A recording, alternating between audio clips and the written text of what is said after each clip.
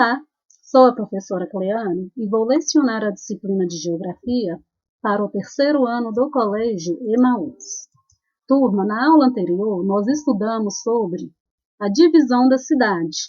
Nós vimos que a cidade, ela possui divisões com características diferentes. Vimos que uma cidade, ela possui um centro principal. Vimos que na cidade podem existir condomínios fechados, que nas cidades existem as áreas periféricas, existem as favelas também. Em relação à cidade de Belo Horizonte, especificamente, nós vimos que ela foi planejada para ser construída dentro de um espaço específico e que, em função do crescimento da cidade, do aumento da população, a cidade ela cresceu além desses limites específicos. Eu pedi para vocês fazerem algumas atividades do livro, que são as páginas 88, 89, 90 a 93.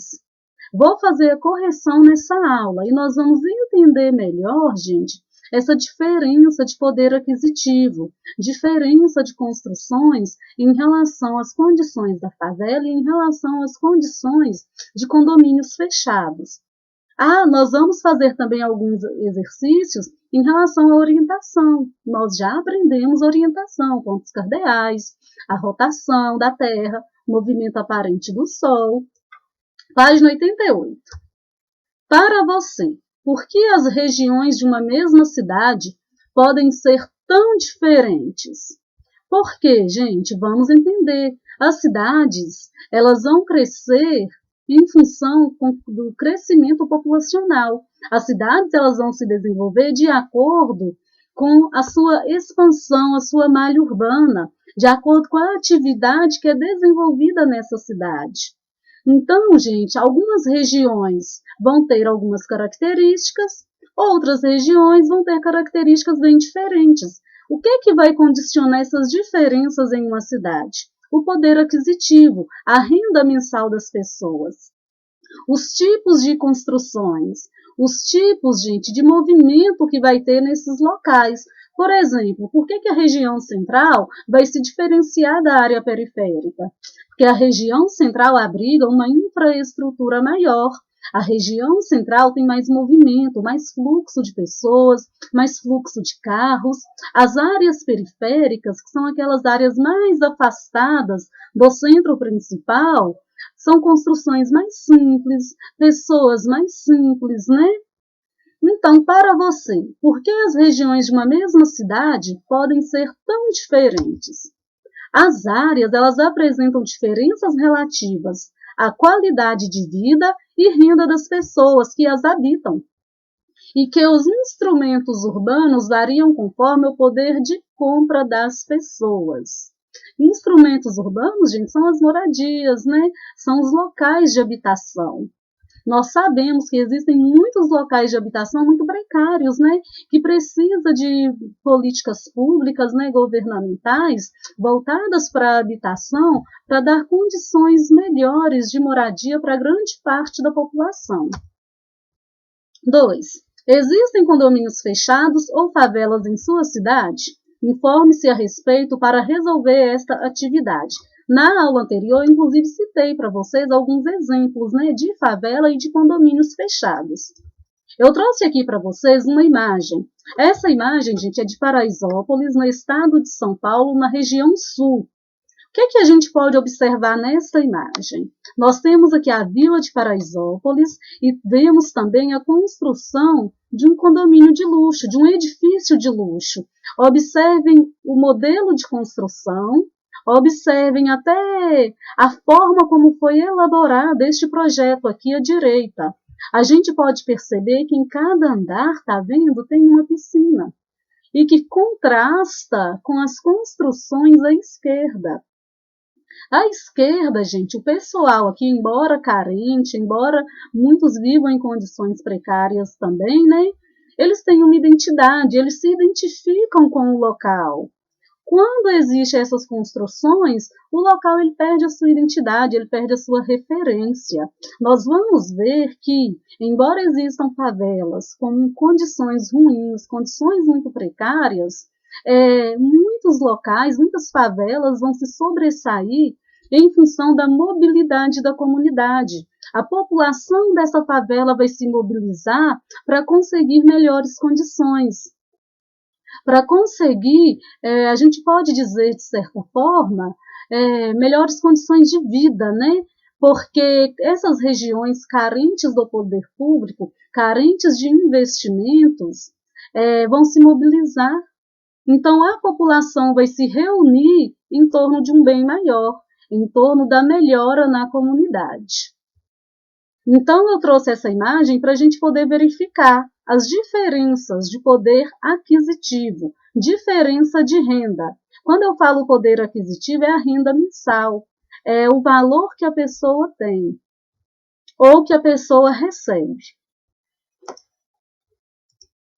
Escreva o nome de uma favela e de um condomínio fechado da sua cidade. Aglomerado da Serra, Marimbondo, Morro do Papagaio, Sumaré, são alguns exemplos que eu trouxe em relação a Belo Horizonte. Condomínio fechado, Alphaville, Casa Branca e Vale do Sol. Gente, esses condomínios aqui, eles não estão especificamente em Belo Horizonte, eles estão na região metropolitana, tá? Escreva duas diferenças que podem existir entre as favelas e os condomínios fechados. Diferença de acesso a saneamento básico, principalmente, tá, gente? O que é saneamento básico? Água tratada, coleta de esgoto e serviços essenciais básicos, né? Esses serviços essenciais básicos são meio de transporte, acesso à educação e acesso à saúde. Um outro fator também é a renda. A renda das pessoas que moram nas favelas é menor. O padrão das construções nos condomínios fechados é melhor, como nós vimos. O padrão da construção é um padrão mais elevado. São construções de luxo, com materiais, inclusive, de melhor qualidade. Página 89. Observe a imagem e troque ideias com a turma. Nesse caso, trocar ideias no momento não é possível, né, pessoalmente, mas assim que possível a gente troca ideias sobre essa imagem, tá? Aqui está mostrando para a gente uma região um pouco movimentada, né? Nós temos aqui um viaduto com um veículo em movimento, nós temos algumas pessoas nas ruas, nós podemos observar alguns meios de transporte, né? O que as pessoas estão fazendo? Bom, a gente percebe que elas estão nas suas atividades diárias, né? Seguindo a sua rotina diária. Elas desenvolvem atividades de lazer, trabalho ou outras atividades que demandam circular pela cidade. Ou seja, aqui mostra uma forma de circulação pela cidade. Inclusive, a gente tem aqui até um semáforo regulando o trânsito na cidade, né? Que meios de transporte foram representados? Nós temos um ônibus, um carro, uma motocicleta, temos um avião, automóveis, ônibus, aviões e motocicletas. O trânsito na cidade onde você mora se parece com o da ilustração? Por quê? Bom, gente, depende de onde você mora na cidade. Como nós já vimos, a cidade ela possui regiões diferentes, possui lugares com características diferentes. Na cidade tem lugares mais calmos, mais tranquilos, que o trânsito não é tão movimentado. Tem locais que o trânsito ele é mais movimentado, tem um fluxo maior de veículos nas ruas, tem um fluxo maior de pessoas nas ruas. Então, depende de onde você mora. Eu coloquei que não, porque o trânsito ele é mais movimentado, principalmente na região central. Tem mais veículos e mais pessoas nas ruas. Páginas 91 e 92. Veja o desenho abaixo. Aqui está fazendo uma representação, né, cartográfica, né, pessoal? Representação dos pontos cardeais. Lembrando que pontos cardeais são os pontos principais.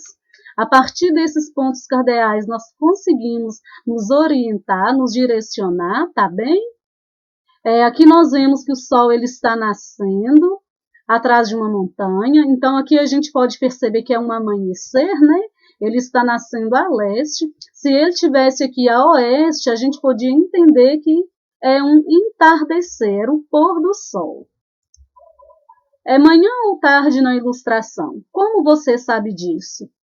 Manhã, né, como eu acabei de falar, o Sol ele está nascendo a leste. É manhã, pois o Sol está nascendo a leste.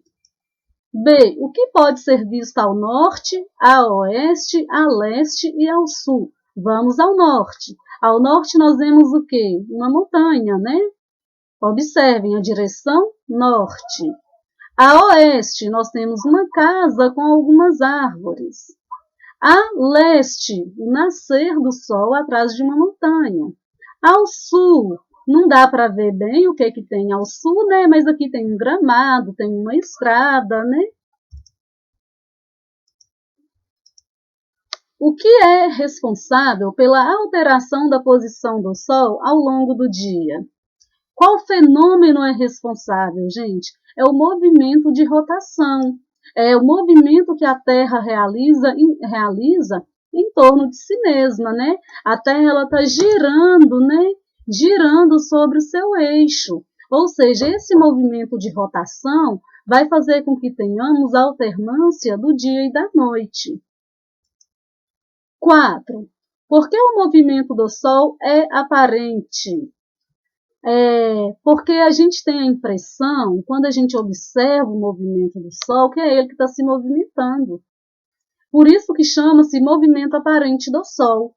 Porque a impressão que nos passa é que é o Sol que se movimenta. Mas, na realidade, quem faz este movimento é a Terra. A Terra ela está girando em torno do seu próprio eixo, né? E girando em torno do Sol. O movimento da Terra girando em torno do Sol chama-se translação. Nós estudamos isso, né?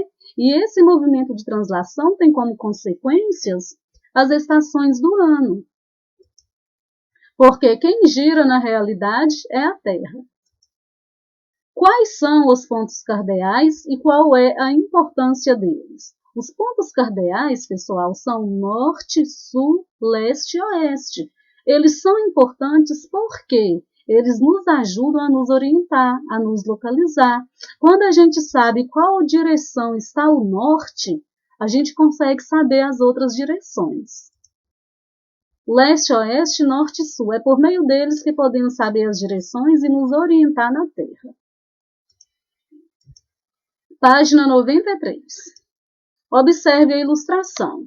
A ilustração traz a Rosa dos Ventos, né, ao centro em uma praça. Nós temos algumas construções, algumas casas, um supermercado, um cinema, um shopping, temos uma biblioteca e temos uma escola.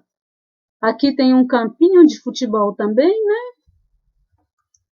2. Observando a Rosa dos Ventos no centro da ilustração, responda. Então, a Rosa dos Ventos, norte, sul, leste, oeste.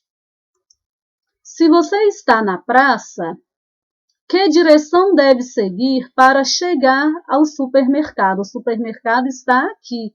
Então, se você está na praça, você tem que seguir na direção sul para chegar ao supermercado. Você está no cinema e quer ir à biblioteca. Qual direção seguir? Cinema está aqui, o cinema ele está ao sul, tá vendo? E você quer ir para a biblioteca. Você vai sair do cinema em direção ao norte. Então, você tem que seguir na direção norte. O carro branco está se dirigindo a qual direção? O carro branco é este aqui, gente, que está do lado do supermercado. Então, o carro branco ele está indo na direção sul. Tem esse carro branco aqui também, tá vendo? Parece que ele está indo na direção norte. D. A escola está do lado que o sol se põe. Por quê? Vamos localizar a escola. A escola ele está ao norte. O sol ele se põe em qual direção? Na direção oeste. Então, não. Então, a escola não está no lado que o sol se põe. Porque o sol se põe a oeste e ela está a norte. Letra E. Saindo da praça e indo em direção ao pôr do sol, qual o primeiro lugar aonde você chegará? Saindo da praça e indo em direção ao pôr do sol. Você vai chegar ao shopping, né? Bom, finalizamos dessa correção. Eu trouxe um infográfico aqui para vocês, para a gente desmitificar algumas ideias que tem em relação à favela. Geralmente a gente tem a ideia que são pessoas muito pobres, sem condições nenhuma que vivem nesses locais. Na realidade não é assim. Na realidade, muitas favelas têm muita carência, né, de serviços básicos, falta muito investimento do poder público, mas nesses locais as pessoas elas acabam se mobilizando também para ter uma condição de vida melhor. Nesses locais, as pessoas têm acesso à internet, as pessoas são empreendedoras, são donas de comércio. Então, esses locais, gente, são locais que vêm tendo um bom desenvolvimento social também, em função da mobilidade social, da mobilidade das pessoas que moram nessas comunidades. Eu trouxe alguns dados aqui para vocês. 42% dos moradores de favela têm intenção de empreender, têm a intenção de ter seu próprio negócio. 61% acessam a internet pelo menos uma vez por semana, ou seja, o acesso à internet ele está aumentando. Cada dia que passa, as pessoas elas estão mais conectadas, com mais acesso à informação. Mais de 80% dos jovens acessam a internet regularmente, ou seja, esses jovens eles estão antenados, eles estão ligados no que está acontecendo no mundo. 38% dos moradores possuem o WhatsApp, ou seja, um dos principais meios de comunicação. Então, pessoal, a gente tem que desmitificar a ideia, tirar essa ideia da cabeça que os moradores de favela são pessoas extremamente pobres, sem condições. Na realidade, não é assim. São pessoas trabalhadoras que batalham para conseguir lograr êxito, né, para conseguir melhorar suas condições de vida. Vou finalizar por aqui essa aula. Na próxima aula, nós vamos estudar sobre os meios de transporte na cidade, tá bom? Bons estudos para vocês, até a próxima aula e lembrem-se, juntos no caminho certo.